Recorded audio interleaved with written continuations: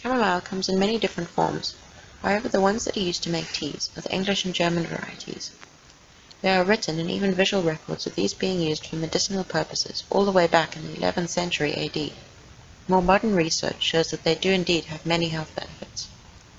The German variety of chamomile is the one we're picking here, and it grows as an annual with flowers about a ruler's length off the ground.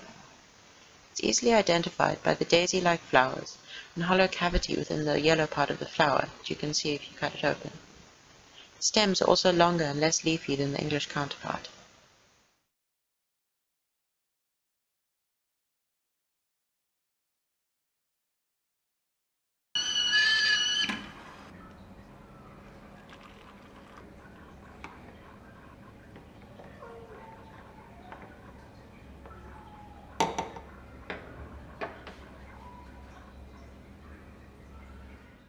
Cutting and drying chamomile is extremely simple. The only part that you really need here is a basket to dry the flowers on.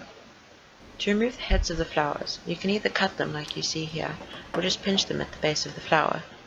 Then fill the basket with an even layer of flower heads, and let them dry in a cool, dark place so that they retain all their essential oils.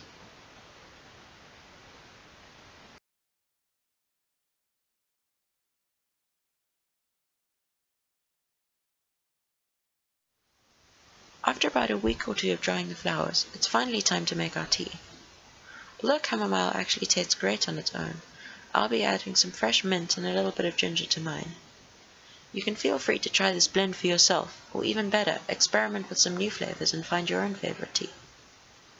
For straining it, you can either use a special tea leaf strainer, like I have on the left, or just a loosely woven cloth, like I have on the right.